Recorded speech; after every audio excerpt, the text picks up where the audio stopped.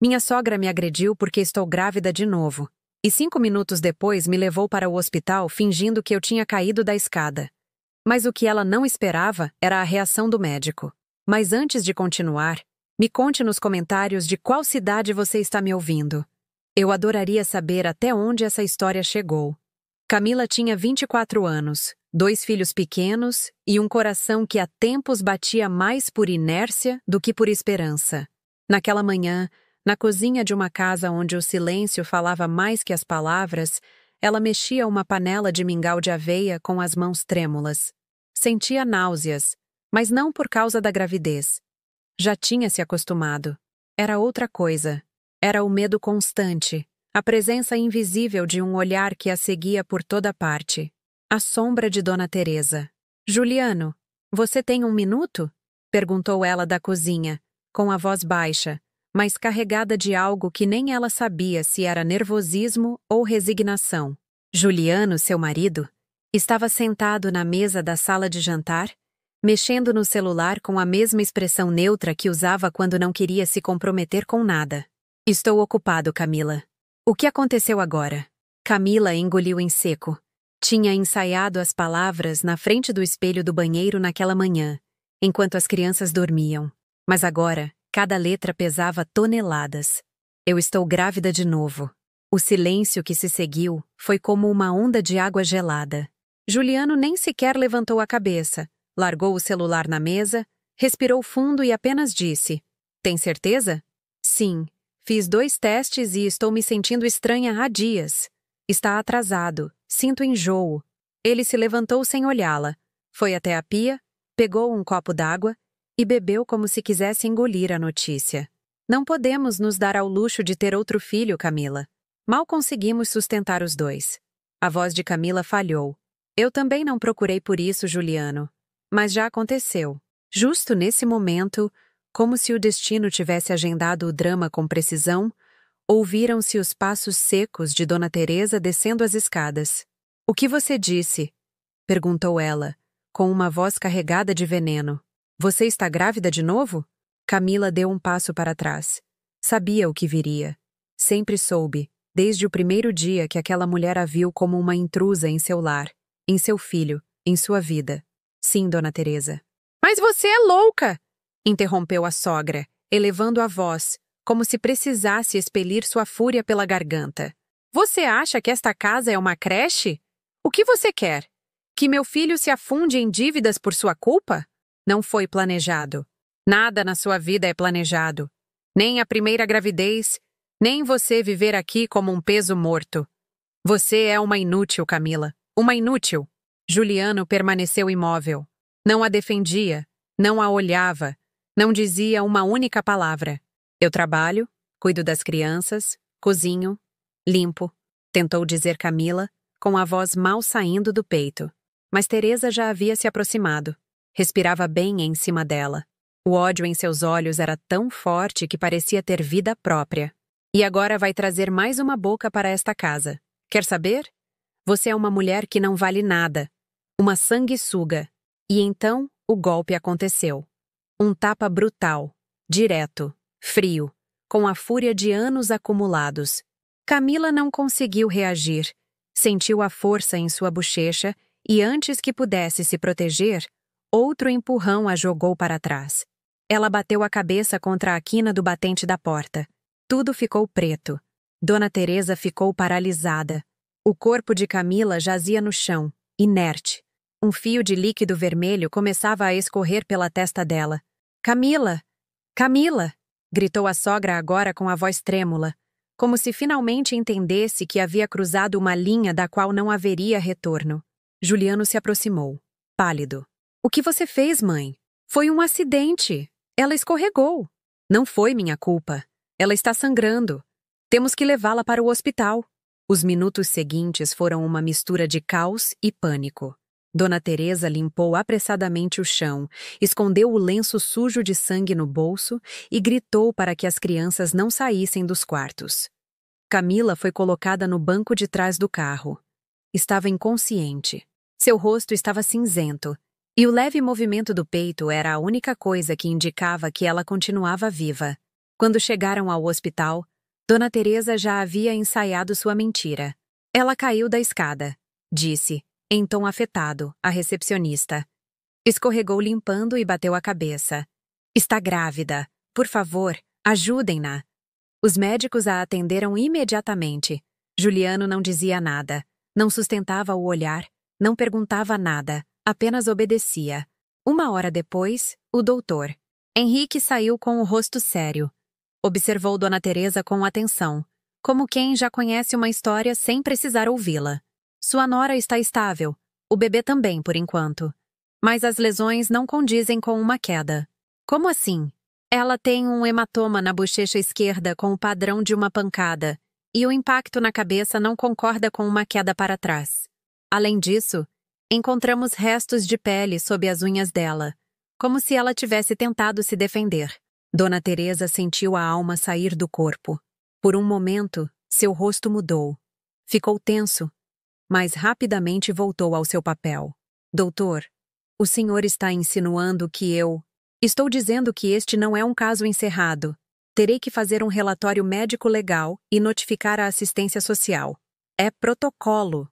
A voz de Dona Teresa falhou levemente. Doutor? O senhor não sabe o quão difícil tem sido tudo isso. Ela tem estado muito instável ultimamente. Vamos ver o que ela diz quando acordar. E então, pela primeira vez em anos, Dona Teresa sentiu medo. Não por Camila, nem por seu filho, mas por ela mesma, porque sabia que o silêncio ao qual havia submetido aquela jovem podia estar prestes a se romper. Naquela noite, Camila abriu os olhos. Lentamente, a luz do hospital a incomodava. A cabeça doía como se tivesse um trovão preso entre os ossos. Quis se mover, mas mal conseguiu virar a cabeça. E a primeira coisa que viu foi Dona Teresa sentada ao seu lado. Que bom que você acordou, disse com uma voz doce, mas falsa. Você tropeçou limpando. Foi muito feio. Quase nos deixou. Camila tentou falar, mas estava difícil. Os lábios mal se moviam. O bebê... Está bem. Está tudo bem. Só lembre-se do que aconteceu. Você caiu, nada mais. Sim, foi isso que aconteceu. Camila fechou os olhos. Lágrimas se formaram, mas não caíram. Da porta, o doutor. Henrique os observava e, embora não dissesse nada, tomou nota mental de cada expressão, cada palavra, cada gesto. Aquela mulher não era o que aparentava. No dia seguinte, a assistente social, Laura, chegou para fazer uma entrevista de rotina. Dona Teresa tentou responder por Camila, mas o médico insistiu que elas falassem a sós. Camila, preciso que me diga a verdade. Você caiu? Camila abaixou o olhar, hesitou, tremeu. Pensou nos filhos, no seu medo, na sua dependência, em tudo que perderia se falasse. Sim, eu caí. O médico assentiu lentamente, mas ao sair do quarto, seu rosto endureceu. Isso não foi uma simples queda. Há algo mais aqui. E então começou a verdadeira história. Uma história que ainda não havia terminado de ser escrita. Uma história onde o silêncio estava prestes a gritar. Camila abriu os olhos pela segunda vez naquele hospital com as pálpebras pesadas, como se tivessem carregado todo o peso de sua vida por anos. Ao seu lado, o murmúrio de uma televisão ligada sem volume, a luz branca sobre seu rosto e aquela sensação de estar presa em uma jaula sem grades. Ela havia dormido mais que o normal, talvez pelos calmantes, talvez porque seu corpo já não sabia se era melhor continuar acordada. Dona Teresa estava ali, sentada em uma cadeira de plástico com as pernas cruzadas, folheando uma revista que claramente não lhe interessava. Seu rosto sereno, seu penteado perfeito e aquele olhar duro que não deixava espaço para a compaixão. Essa mulher sabia disfarçar a violência de preocupação com uma maestria que deveria ser crime. Camila tentou se levantar. Uma dor aguda na cabeça a obrigou a deitar novamente. Dona Teresa se levantou imediatamente e se aproximou da cama.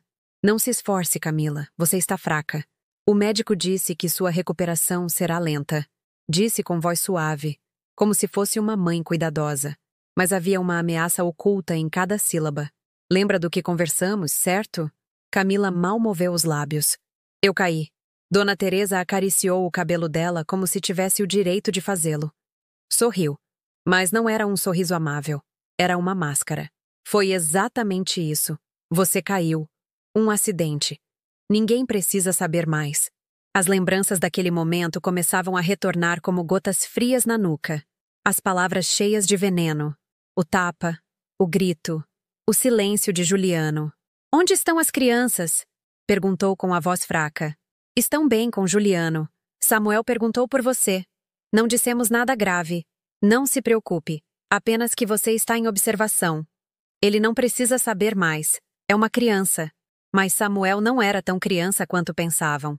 Aos seus anos, ele já entendia que as paredes falavam, que os gritos tinham significado, e que havia coisas que não se podiam dizer, mesmo que se soubessem. Naquele mesmo dia, Juliano chegou ao hospital com as crianças.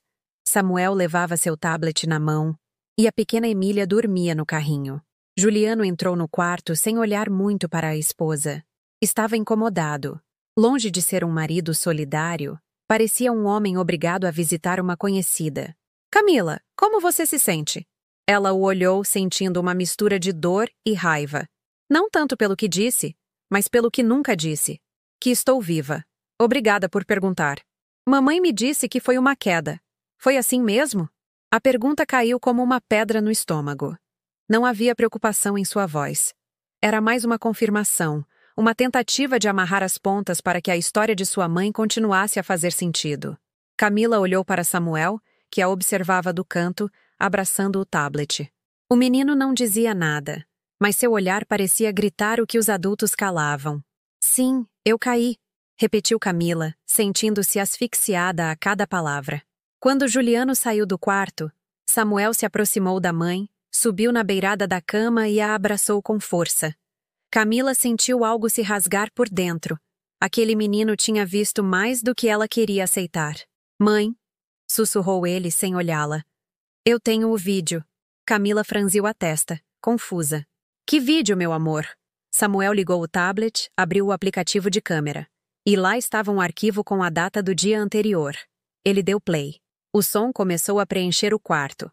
Ouviu-se claramente a voz de Camila dizendo: Eu estou grávida. Depois, a voz de Dona Teresa. Você é louca? O tapa, o grito, o barulho surdo do corpo caindo no chão. E, finalmente, a frase que gelou o sangue. Se disser que fui eu, você some desta casa para sempre. Camila cobriu a boca. O tablet tremia nas mãos dela. Samuel, por que você gravou isso? Eu estava brincando, mas deixei o vídeo ligado. Eu me escondi quando vi que eles iam brigar. Fiquei com medo. Camila o abraçou com força. Lágrimas silenciosas escorriam pelo rosto. Não sabia se chorava pela tristeza ou pela bendita sorte de que seu filho havia capturado a verdade que tanto lhe custava dizer. Nesse momento, o doutor. Henrique entrou. Viu a cena. Aproximou-se e disse com suavidade: Tudo bem? Camila hesitou, mas algo no olhar dele a fez tomar uma decisão. Ela lhe mostrou o tablet. O médico colocou os fones de ouvido que carregava pendurados no pescoço e escutou o vídeo completo, sem interromper. Quando terminou, baixou o olhar para Camila. Sabe que isso pode mudar tudo? Sim, mas eu tenho medo. Você não está sozinha. Eu vou fazer o que é certo, mas preciso que me permita agir. Posso abrir um boletim sem avisar seu marido, nem sua sogra. Por enquanto. Camila assentiu. O médico saiu do quarto com o tablet na mão, enquanto Samuel permanecia abraçado à mãe. Pela primeira vez em muitos anos, Camila sentiu que tinha uma pequena fresta por onde a verdade podia se esgueirar. Horas depois, na sala do hospital, o Dr. Henrique fez uma cópia do vídeo. Não a subiu para nenhum sistema. Guardou-a em um dispositivo próprio e marcou um número confidencial. Assistência Social e Proteção a Vítimas de Violência Doméstica. Tenho um caso urgente. Preciso de uma visita anônima. E sim, há uma criança envolvida. Naquela noite, Camila tentou dormir, mas as lembranças não a permitiram. Desencadearam-se como uma tempestade interna. A primeira vez que Dona Teresa a fez chorar. A vez que revistou seu celular sem permissão e gritou que uma boa mulher não precisa de amigas. A ocasião em que lhe disse que sua família era um bando de aproveitadores e que deveria cortar contato com eles. Camila, na época, tinha apenas 19 anos. Havia ido morar com Juliano depois de engravidar de Samuel. Sua família a havia apoiado, mas Dona Teresa se encarregou de afastá-la. "O que acontece nesta casa, fica nesta casa", dizia sempre. E Camila, por medo, por vergonha, por não querer ser o peso que lhe repetiam que era, foi se silenciando. Ela se lembrou de um Natal em que quis visitar a mãe, mas Dona Teresa disse que a bebê estava com febre. Camila concordou em ficar, embora a menina estivesse perfeitamente bem. Depois descobriu que tudo foi invenção. Também se lembrou de quando lhe propuseram um trabalho de meio período como assistente em um escritório. Dona Teresa se opôs categoricamente. "E quem vai cuidar das crianças? Que tipo de mãe deixa os filhos para ir brincar de trabalhar?" Camila renunciou antes de começar. Toda a sua vida foi encolhendo.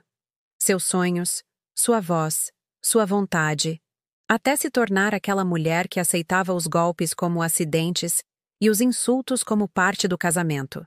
No dia seguinte, quando Juliano voltou para visitá-la, trazia consigo uma atitude diferente, mais frio, mais nervoso. "Mamãe está muito mal. Diz que a estão investigando." "O quê? Você disse coisas.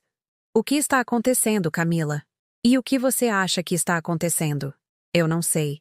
Mas preciso que isso acabe. Minha mãe não faria mal a você. Ela te protege." "Protege?" repetiu Camila com uma risada amarga. "Você acha que tudo isso é proteção? Eu não estava lá quando aconteceu. Você disse que foi uma queda. Porque eu estava com medo, Juliano. Porque sua mãe me aterrorizou durante anos e você nunca fez nada. Ela é minha mãe. Não posso traí-la. E a mim você pode trair?" Ele não respondeu. A conversa ficou flutuando no ar como um punho sem fechar. Juliano saiu do quarto sem olhar para trás. E Camila soube que algo dentro dele estava se quebrando, mas não sabia se a seu favor. Naquela tarde, a assistente social chegou. Apresentou-se como Laura, uma mulher de rosto sereno, cabelo preso, e uma voz que sabia como tocar o coração sem invadi-lo. "Camila, não vim te julgar, vim te ajudar, mas preciso que me diga toda a verdade. Foi uma queda." Camila fechou os olhos. Depois falou. Contou o que aconteceu, o que lembrava, o que Samuel havia gravado, o que havia calado por anos. E no final, quando terminou, ficou em silêncio. Laura a olhou com compaixão, mas também com decisão. "Isso não termina aqui." E nessa frase, Camila sentiu finalmente que algo dentro dela começava a despertar. Já não era apenas uma vítima, já não era apenas uma mulher agredida. Era uma mãe com algo a proteger e uma verdade que não ia continuar enterrada. Porque às vezes, o silêncio não é apenas cumplicidade, é uma sentença. E ela finalmente estava pronta para quebrá-la. Camila respirou fundo. Seus dedos brincavam com o lençol branco do hospital enquanto sua mente tentava ordenar tudo o que sentia. Dor, medo, raiva, vergonha. Mas debaixo de tudo isso, bem no fundo, começava a aparecer algo que estava adormecido há anos. Dignidade. Laura, a assistente social, havia partido com a promessa de não a deixar sozinha. E pela primeira vez, Camila acreditou em alguém. Mas sabia que não bastava falar. Também precisava resistir, porque Dona Teresa não ficaria quieta. Não tinha ficado antes e não faria agora.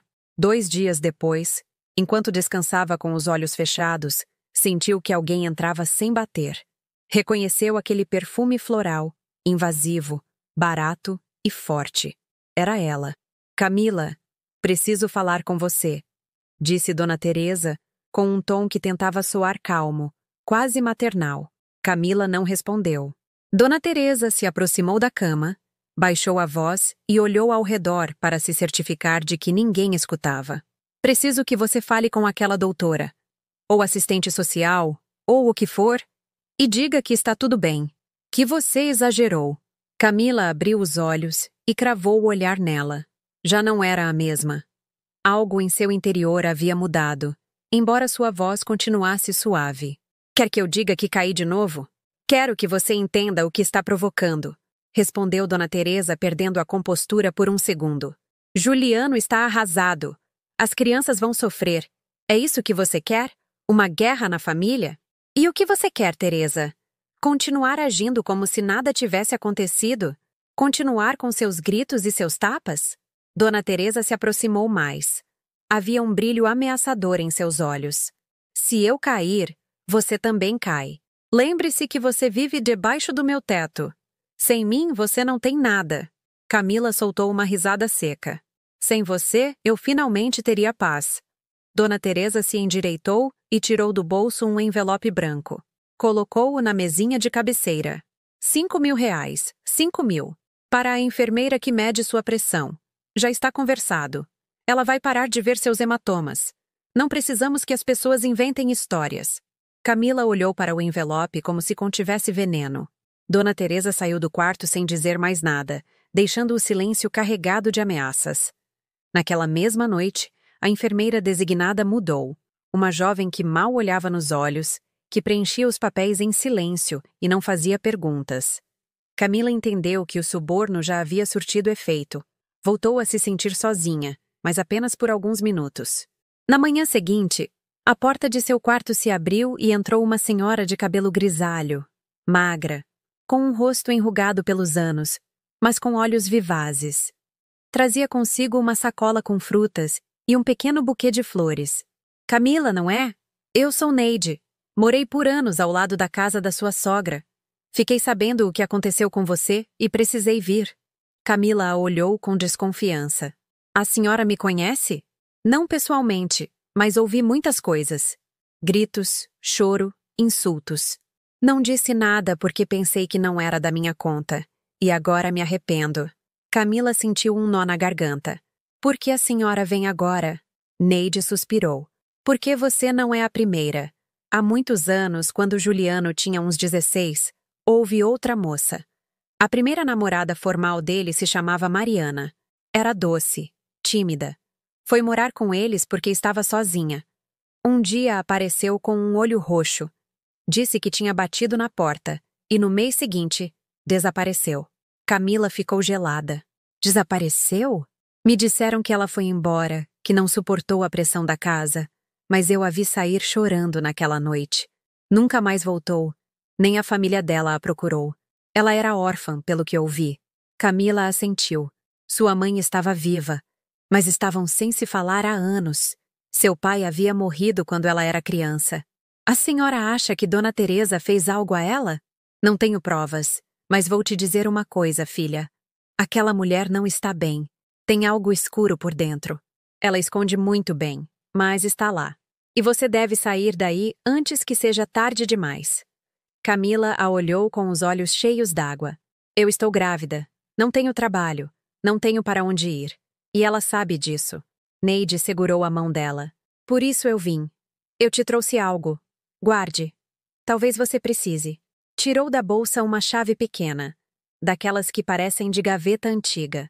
Minha casa está vazia há anos. Você pode usá-la quando decidir sair. Não é longe.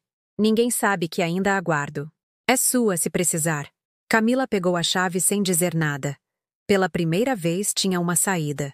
Naquela tarde, Juliano voltou ao hospital. Seu rosto estava diferente, abatido, cansado. Trazia uma sacola com roupas e uma carta dobrada na mão. Camila, preciso falar com você. Ela não respondeu. Ele se sentou ao lado dela. Deixou a sacola no chão e tirou a carta. Eu a encontrei em uma caixa do meu pai. Estava escondida entre uns papéis velhos. Era para mim. Camila o olhou. Seu pai? Sim. Antes de morrer, parece que ele sabia de coisas. Olhe isto. Ele desdobrou a carta. Era manuscrita, letra trêmula, quase ilegível, mas clara em sua mensagem. Juliano, se um dia você ler isto, é porque decidiu procurar entre o que ninguém quis ver. Sua mãe não é o que aparenta. Ela pode parecer uma mulher forte, mas é cruel, controladora. Comigo foi diferente porque eu sabia me defender, mas você tem um coração mole. Não permita que ela destrua sua vida como destruiu a minha. E cuide da mulher que você escolher. Não a deixe sozinha, porque sua mãe não tolera perder o controle. Camila sentiu um arrepio. Seu pai escreveu isso? Juliano assentiu. Nunca me disse pessoalmente. Talvez por medo ou por vergonha. Eu o idolatrava. E agora não sei o que pensar. Camila o olhou com dor. E agora você entende o que eu vivi. Sim, mas eu não sei o que fazer. Faça o que é certo. Juliano ficou em silêncio. Enquanto isso, Laura havia voltado, desta vez com uma permissão oficial para entrevistar Samuel. Fez isso em uma sala especial com câmeras e brinquedos, como se fosse uma conversa entre amigos. Camila observava de uma sala contígua. Samuel, como você se sente? Gosta de vir ao hospital? Não muito, mas minha mãe está aqui. Eu quero que ela volte para casa. E sua avó? Ela é boa com você? Samuel abaixou o olhar, depois levantou os olhos e disse algo que deixou todos em silêncio. Vovó disse que a mamãe era uma inútil e que ia querer envenenar ela de uma vez. Laura se inclinou levemente. Como assim? Ela disse que se minha mãe não fosse embora logo, ela ia se encarregar, como fez com a Mariana. Laura ficou rígida, olhou para a câmera. Camila, na sala contígua, sentiu o ar lhe faltar. Ao terminar a entrevista, Samuel foi levado a outra sala com uma terapeuta infantil. Laura entrou com o rosto pálido. Camila, isso muda as coisas. Não estamos falando apenas de violência doméstica. Há possíveis antecedentes e uma criança está falando. O que vão fazer? O que é devido? Já há uma denúncia em andamento, mas hoje mesmo será emitida uma ordem de investigação oficial. E pode ser que a polícia venha ao hospital. Você está preparada? Camila não respondeu, apenas assentiu. 1 hora depois, 2 agentes da polícia entraram no hospital com uma pasta debaixo do braço. Identificaram-se com segurança, falaram com a direção médica e pediram para falar com o Dr. Henrique, que havia entregado o vídeo. Quando entraram no quarto de Camila, Dona Teresa não estava. Havia saído minutos antes. Os agentes explicaram a Camila que a investigação havia começado e que precisavam saber se ela estava disposta a depor. Sim, respondeu sem hesitar. Estou pronta.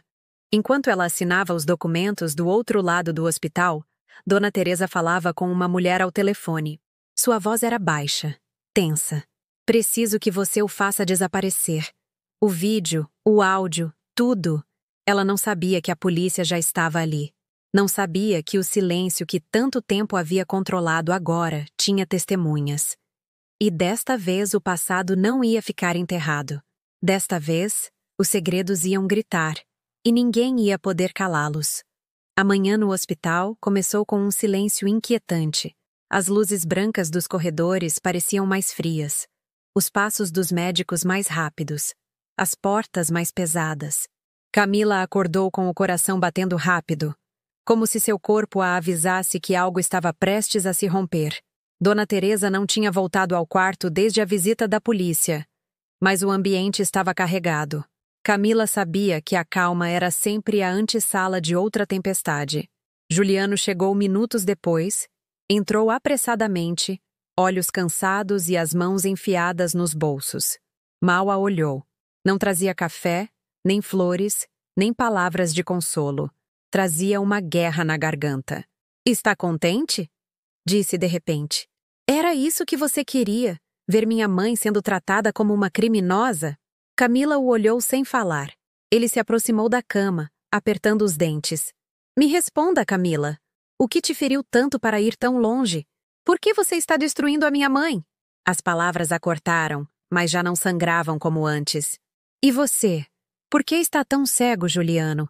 Por que prefere pensar que eu minto em vez de ver o que sempre esteve na frente dos seus olhos? Ele negou com a cabeça, frustrado. Ela me criou sozinha, deu tudo por mim. Se desdobrou para que eu pudesse estudar, trabalhar, ter alguma coisa. Você não pode julgá-la por um mal-entendido. Ah, um mal-entendido? Você chama um tapa, ameaças, anos de manipulação de mal-entendido? É isso que sua mãe vale?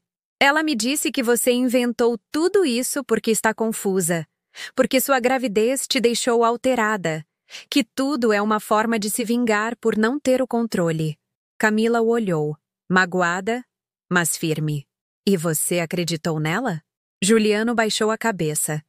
Por um segundo seus ombros afundaram. Depois, voltou a se endireitar. Eu não sei no que acreditar. Só sei que estão destruindo a minha família. A família não se destrói quando se diz a verdade, Juliano. Se destrói quando se protege um monstro. Ele a olhou com os olhos cheios de algo que não era ódio. Era confusão. Era a queda lenta de uma mentira sustentada por anos. Saiu do quarto sem olhar para trás e Camila respirou fundo. Doía. Mas também libertava. Já não tinha que fingir. Naquela mesma manhã, Laura, a assistente social, recebeu uma ligação inesperada. Uma mulher mais velha, com voz trêmula, pedia para se encontrar com ela em particular. Disse que tinha informações importantes sobre Dona Teresa. Eu sou Graciela. Fui empregada doméstica na casa dela por anos. Guardei silêncio por medo, mas não quero mais. Laura a encontrou em uma cafeteria em frente ao hospital. Levou seu gravador, um bloco de notas e toda a atenção do mundo. Graciela chegou com os olhos marejados. Vestia-se com modéstia. Trazia uma sacola de pano surrada e as mãos enrugadas tremiam enquanto se sentava. Eu a vi fazer isso, moça. Muitas vezes. Com Mariana, com Camila, até com o próprio Juliano quando era criança. Com Juliano também? Sim. Quando ele era pequeno e desobedecia, ela batia nele com o cinto. Gritava que ele era inútil, que sem ela não seria nada. Tinha ele totalmente sob controle. E com as moças era pior. Tratava-as como empregadas, mesmo que não trabalhassem para ela. Revistava os celulares. As seguia. Obrigava-as a cortar contato com as famílias. Laura anotava tudo. Sua mão ia tão rápido quanto o coração de Graciela. A senhora lembra de algo específico com Mariana? Uma noite ouvi ela chorando. Disse que ia embora. Dona Teresa gritava que não podia fazer aquilo com Juliano, que não ia deixar que outra qualquer levasse o filho dela. Houve um tapa. Depois, silêncio. No dia seguinte, Mariana já não estava. Me disseram que ela foi embora por vontade própria, mas eu vi a bolsa dela. Continuava na casa. A senhora guardou alguma prova? Graciela tirou um caderno velho, amarelado. Dentro, havia folhas escritas à mão com datas e pequenas anotações. Eu anotava tudo, o que eu ouvia, o que eu via, para caso um dia isso tudo explodisse. Está aqui. Laura fechou o caderno e sustentou o olhar. A senhora pode ajudar a salvar uma mulher e uma criança. Está disposta a testemunhar? Graciela assentiu com lágrimas escorrendo pelo rosto. Não quero mais calar. Nunca mais. De volta ao hospital, Camila começava a sair do quarto pela primeira vez em dias. Caminhava devagar, apoiada em uma enfermeira que não aceitou o envelope de Dona Teresa. Uma que tinha consciência. Percorreram o corredor e chegaram a uma pequena sala comum onde outras mulheres em recuperação conversavam entre si. Uma delas, jovem, magra, com marcas visíveis no pescoço, olhou para ela com cumplicidade. Também sua sogra? Camila a olhou surpresa. Como você sabe?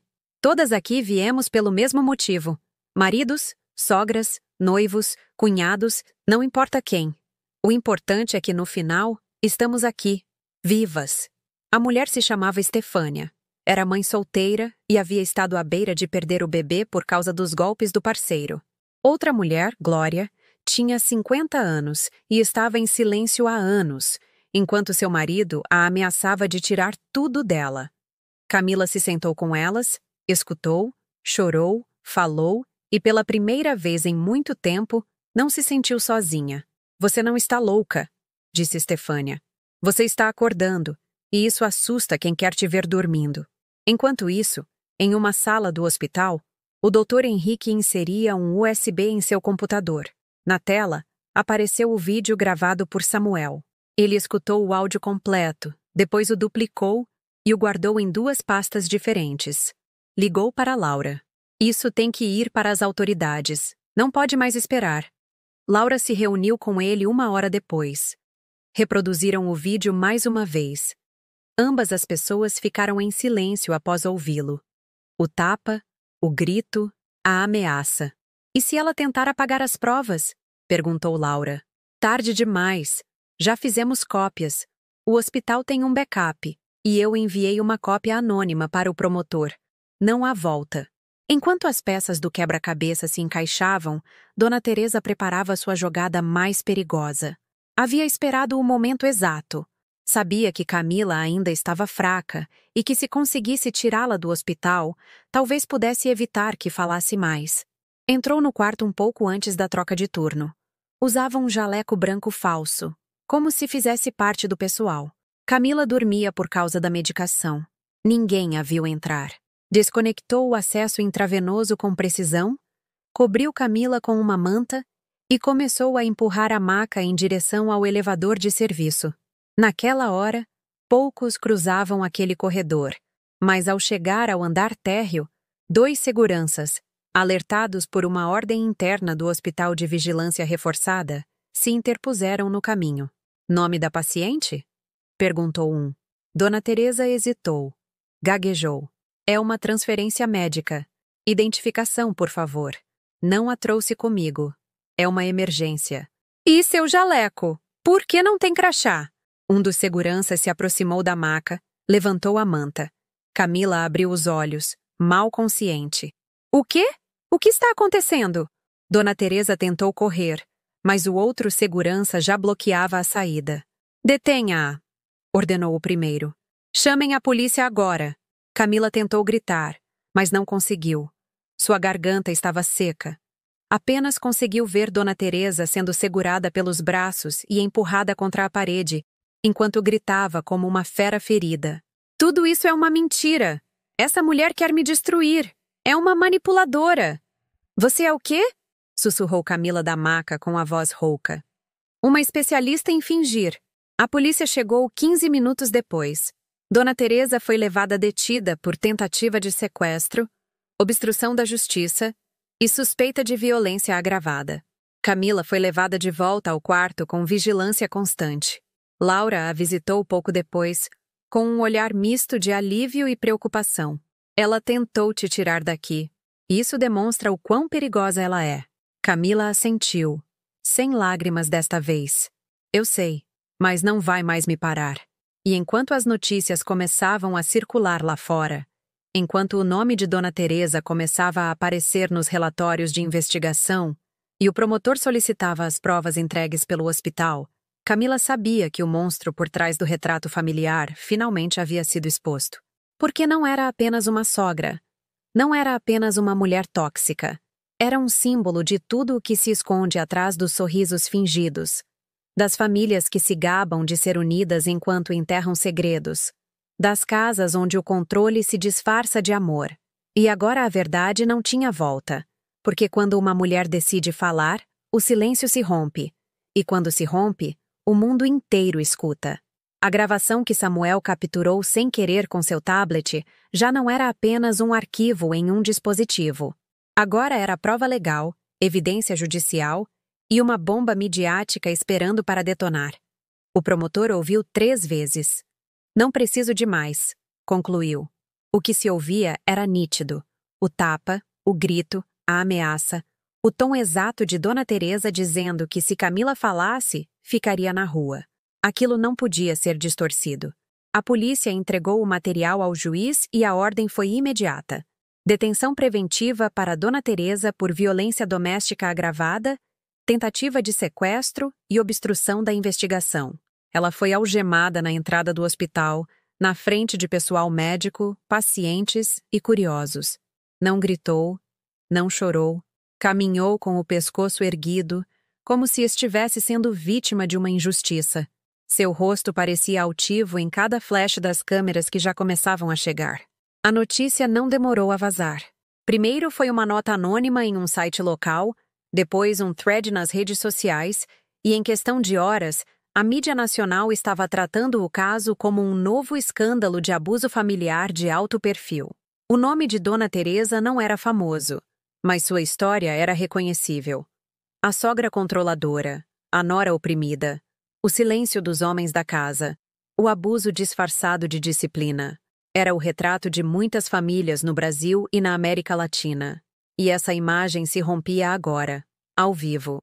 Camila viu a notícia na televisão do hospital.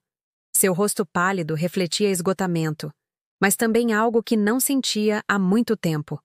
Justiça. Não vingança. Justiça. Laura, a assistente social, sentou-se ao lado dela e colocou uma mão em seu ombro. Você não está sozinha. Nem esteve. Só que agora, ninguém mais pode calar sua boca. Camila assentiu, mas seu rosto se contorceu. O peso de tudo começava a derrubá-la por dentro. E se isso não mudar nada? E se a libertarem? Laura manteve o silêncio. Sabia que era uma possibilidade. E não demorou muito para se confirmar.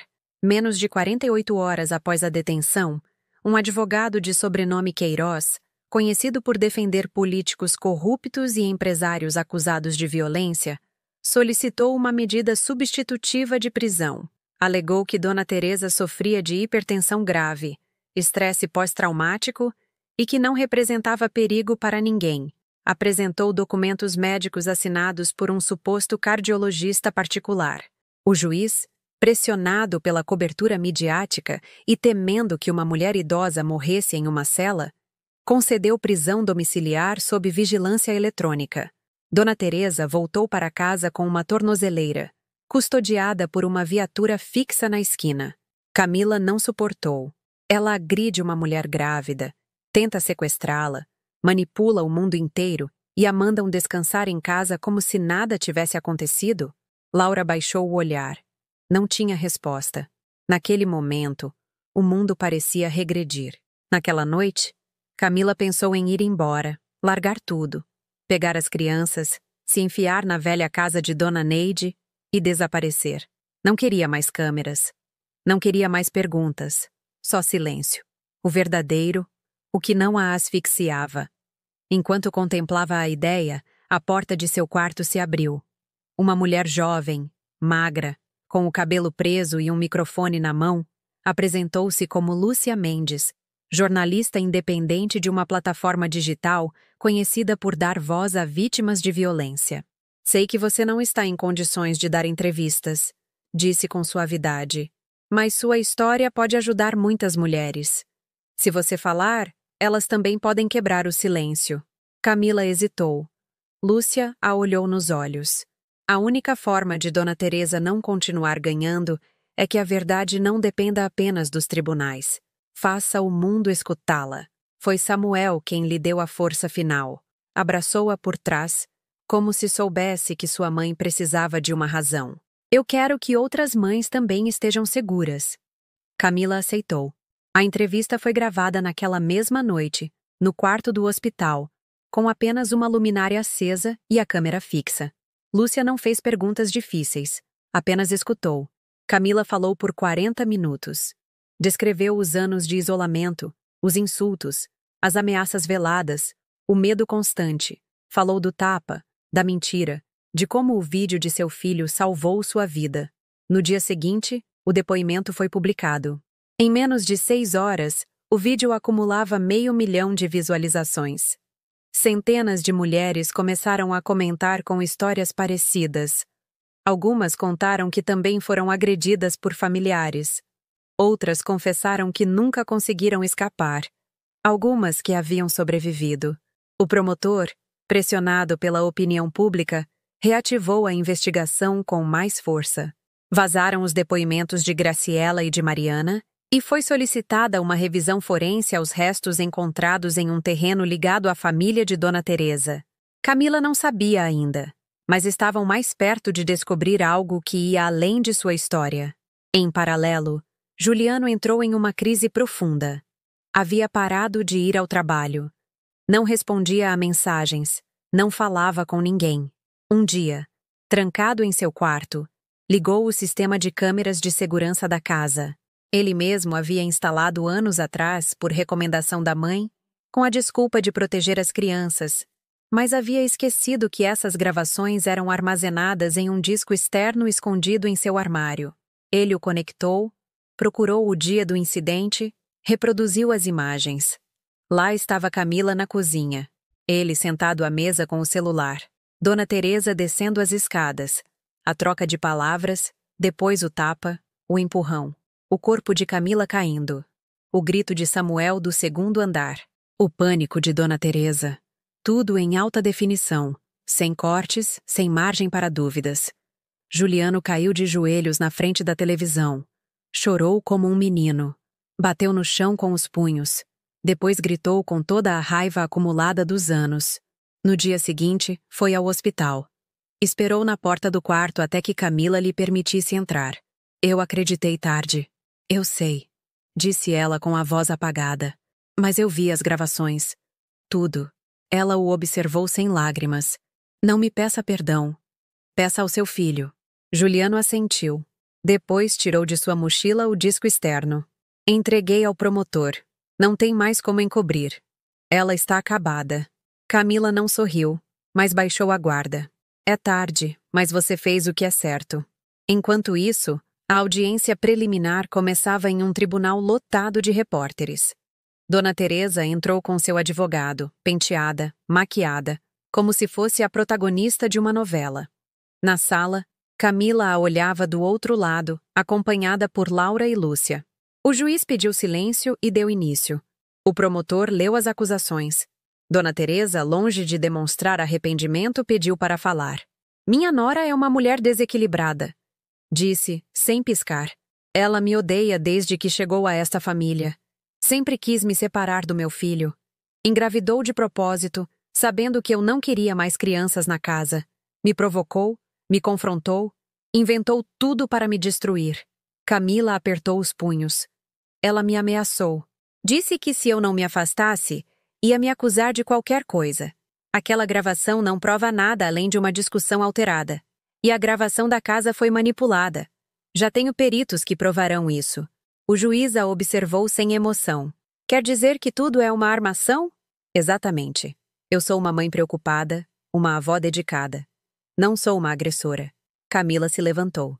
Pediu permissão para falar. Sua voz era firme. Não gritava, não chorava, mas tremia por dentro. Uma avó dedicada não ameaça deixar uma mãe na rua. Não diz ao neto que a mãe dele é uma inútil. Não a empurra, não a silencia. A senhora não está doente, Teresa. Está vazia. Dona Teresa a olhou com desprezo. E você é uma qualquer. E essa criança que você carrega também não é do Juliano. Um murmúrio percorreu a sala. Camila ficou gelada. Seu rosto empalideceu. Juliano se levantou. O que você disse? Dona Teresa sorriu. O que você ouviu? Essa criança não é sua. O juiz pediu ordem. A sala explodiu. Camila sentiu o chão sumir sob seus pés. Nunca, nem em seus piores pesadelos, imaginou que Dona Teresa usaria isso, ou que sequer pensaria nisso. Mas lá estava ela, na frente de todos, dizendo uma mentira que podia destruir tudo. Juliano saiu da sala, furioso. Camila, encare o juiz. Isso é mentira. Eu juro. O juiz pediu um recesso. O promotor ordenou um exame de DNA imediato. O caso, que já era complexo, agora se enredava em uma teia ainda mais profunda. E enquanto Camila se sentava no banco com a respiração ofegante, entendeu algo que doía como nunca antes. Dona Teresa não queria apenas destruir sua credibilidade. Queria destruir sua maternidade, sua identidade, sua alma. Mas essa guerra já estava declarada, e ela não ia se render, mesmo que a arrastassem para o inferno, porque agora ela não lutava só por si, lutava por Samuel, por Emília, pelo bebê que crescia dentro dela, e porque o mundo, agora sim, estava escutando.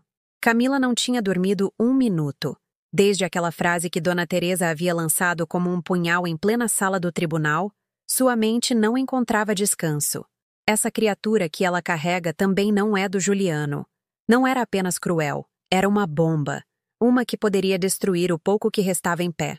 Durante horas, sentiu seu corpo tremer com a intensidade do medo mais primitivo, não por ela, mas pelo bebê. Seu coração parecia martelar suas costelas por dentro. E esse mesmo corpo, que havia suportado tapas, gritos, empurrões e desprezos, agora ameaçava se render. O médico a advertiu naquela manhã. Seus níveis de cortisol estavam altíssimos. Sua pressão subia sem razão aparente e o feto mostrava sinais de estresse. Você precisa de descanso, paz, distância, disse a médica. O estresse emocional prolongado pode provocar um parto prematuro. Você deve se cuidar ou podemos perder o bebê. Perdê-lo. Essa palavra a desmoronou. Não podia permitir. Não depois de tudo o que havia passado. Não depois de transformar seu medo em voz, seu silêncio em guerra. Mas a guerra, pelo visto, estava longe de terminar. Enquanto isso, Dona Teresa, longe de se abalar, parecia operar com mais força de casa. Sua prisão domiciliar era quase simbólica. A vigilância era intermitente. A tornozeleira podia ser removida com ajuda externa. E, acima de tudo, ela continuava tendo amigos influentes. Amigos que deviam favores. Amigos que não acreditavam que uma mulher idosa pudesse ser capaz de tanta crueldade.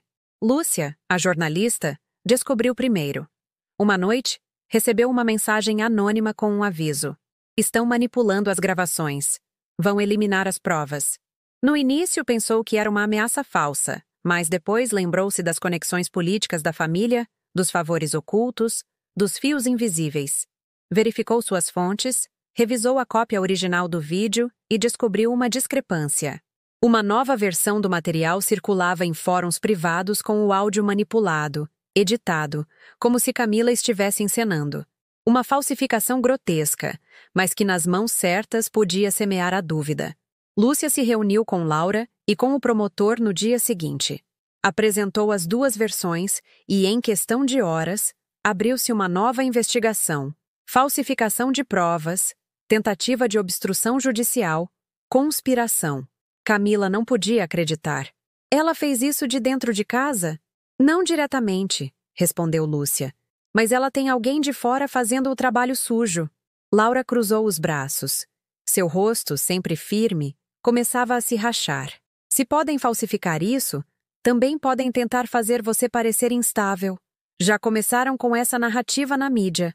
Mulher emocionalmente instável, com histórico familiar de abandono. Vão vasculhar tudo.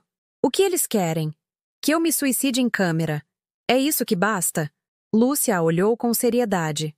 Querem ver você rendida. Querem que você duvide de si mesma. Que cale, que desapareça. Camila apertou os dentes. Então vão ficar querendo. Naquela noite, enquanto tentava descansar, uma imagem fugaz atravessou sua mente como uma faísca. Um jantar de meses atrás. Dona Teresa lhe havia servido uma taça de vinho apenas para ela. Juliano não estava naquela noite. Estava viajando a trabalho. As crianças dormiam. Dona Teresa, com seu sorriso forçado, insistiu para que ela relaxasse, que brindassem a um novo começo. Camila se lembrava do sabor amargo do vinho. Depois, nada. Apenas acordar em sua cama com uma dor estranha no corpo e a sensação de que algo não se encaixava. Na época, pensou que fosse um pesadelo, uma ressaca, mas agora tudo fazia sentido. Acordou de repente com o coração disparado. Laura, preciso falar com você. Na manhã seguinte, Camila relatou o que lembrava. Lúcia escutou também. Era delicado demais. A suspeita era clara. Ela havia sido sedada e talvez abusada. O promotor solicitou um teste toxicológico especializado que não é realizado em todos os hospitais. Foi enviado a um laboratório particular com cadeia de custódia supervisionada por agentes judiciais. O medo agora se misturava com náuseas, ansiedade, repulsa. Camila chorou o dia todo. Não por fraqueza, mas por indignação, por não ter lembrado antes, por ter duvidado de sua própria memória. Juliano chegou à noite. Estava há dias sem aparecer. Seu rosto parecia mais envelhecido. Olheiras profundas, olhar afundado. Preciso te dizer uma coisa, disse ele da porta. Não venho defendê-la. Venho porque preciso que você escute minha parte. Camila sentou-se na cama, não respondeu. Esperou. Eu vi as gravações, falei com Lúcia, com Laura, revisei e-mails da minha mãe. Ela tem contatos que eu não conhecia. Pagou um editor de vídeo para modificar o áudio e também tem outra coisa. Ele tirou o celular, reproduziu um áudio de voz. Era Dona Teresa. Seu tom era frio, direto. Se ele suspeitar de algo, você diz que sonhou, que imaginou, que leu na internet. Mulheres grávidas são muito sugestionáveis. Ninguém vai acreditar nela. Juliano a olhou com os olhos marejados. Eu não te protegi quando deveria ter feito, mas agora não vou permitir que isso continue. Camila desabou. Chorou em silêncio. Permitiu que ele a abraçasse por alguns segundos. Não por reconciliação, mas pelo peso de compartilhar a mesma ferida. 2 dias depois, chegaram os resultados do DNA e do exame toxicológico. O promotor os leu na presença de Camila, Laura, Juliano e um agente judicial. Primeiro, o teste de paternidade. O bebê é filho de Juliano. Sem dúvidas. Camila exalou. Não pela verdade genética, mas porque havia recuperado seu nome, seu lugar, sua dignidade.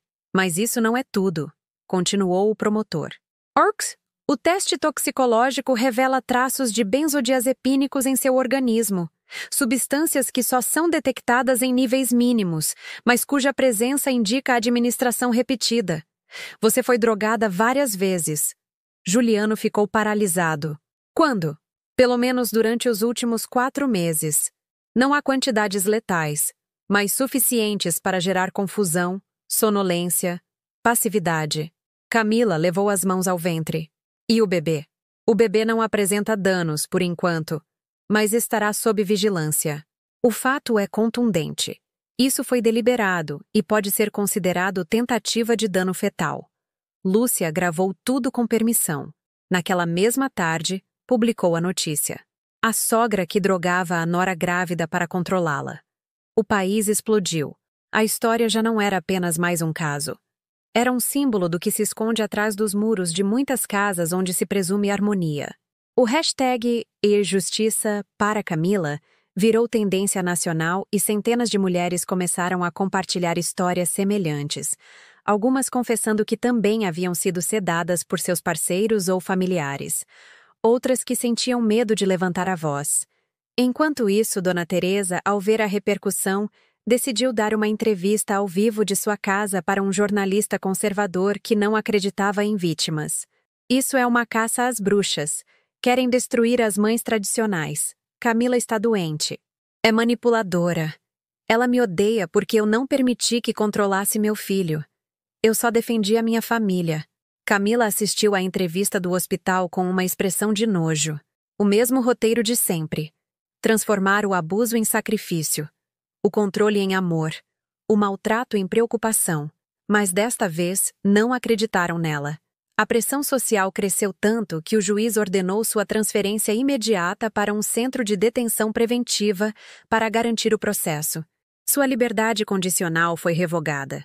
Camila recebeu a notícia enquanto acariciava seu ventre. Eu consegui, sussurrou. Não por mim, por vocês. Naquela noite, enquanto dormia finalmente em paz, sonhou com uma casa sem gritos, uma cozinha sem vigilância, um jardim onde seus filhos corriam livres, e seu bebê, que ainda não nascia, chegava a um mundo perigoso. Mas ao despertar, uma ligação a sacudiu. Camila, disse o promotor. Precisamos que você venha ao tribunal. Dona Teresa quer declarar, e o que ela disse pode mudar tudo. Camila ficou em silêncio. Respirou fundo, levantou-se. Sabia que a guerra ainda não havia terminado, mas já não tinha medo, porque as verdades, quando ardem, não destroem, iluminam. E ela estava finalmente pronta para ver o incêndio. O tribunal estava lotado, não apenas de advogados, testemunhas e funcionários, mas de algo muito mais denso. Expectativa. Do lado de fora, a mídia acampava desde cedo. Câmeras ligadas, jornalistas lançando manchetes urgentes e dezenas de pessoas que não conheciam Camila, mas que a sentiam como uma irmã, uma amiga, uma filha. Mulheres que haviam acompanhado o caso com o coração na mão. Homens que pela primeira vez começavam a questionar o que haviam chamado de normal. Pais que olhavam para suas filhas e compreendiam o que não souberam ver antes. A história de Camila não era só dela. Havia se tornado a história de muitas. Dentro do tribunal, o ar podia ser cortado. Dona Teresa, sentada ao lado de seu advogado, mantinha a mesma expressão de superioridade, mas já sem a segurança de antes. As mãos tremiam levemente, os lábios apertados. O terno bege que usava não conseguia suavizar a sombra que crescia sobre ela. Os juízes a olhavam com atenção. O promotor tinha os papéis prontos. A defensora de Camila, Laura, Ocupava seu lugar com um olhar que continha firmeza e ternura. E Camila, a poucos metros, sentada com a barriga já avançada, segurava as mãos sobre o ventre como se assim pudesse proteger sua filha de todo aquele veneno que a rodeava. O juiz principal anunciou a retomada do julgamento. Solicitaram-se declarações finais antes do veredito. O promotor pediu para falar primeiro, enumerou os crimes, exibiu as provas, reproduziu trechos dos áudios, colocou na tela fragmentos da entrevista de Dona Teresa, onde ela negava tudo, e depois exibiu a gravação das câmeras de segurança, aquela em que o tapa era visto com clareza. O empurrão, o sangue, o corpo de Camila caindo, o silêncio que se seguiu, a tentativa de esconder tudo. Não houve um único rosto naquela sala que não empalidecesse. Em seguida, o juiz convidou Camila a depor pela última vez. Ela se levantou, caminhou até o estrado com passos lentos, firmes, guiada pela pulsação de seu bebê, pela memória de cada lágrima que havia escondido. Olhou para o público, reconheceu alguns rostos. Lúcia, com os olhos marejados, Dona Neide, que a apoiava como uma avó de verdade, Estefânia, aquela mulher da sala comum do hospital. E na última fila, uma mulher que não conhecia, mas que segurava um cartaz feito à mão que dizia: "Obrigada por falar por todas nós." Camila respirou e falou: "Por muito tempo, acreditei que a violência eram apenas tapas, que se não havia hematomas, então não era real. Eu estava enganada. A violência pode ter forma de palavras, de olhares, de silêncios que esmagam a gente. Pode se disfarçar de amor, de preocupação, de família. Convenceram-me de que eu exagerava, de que era sensível, de que estava imaginando. Mas não era minha imaginação, era minha realidade.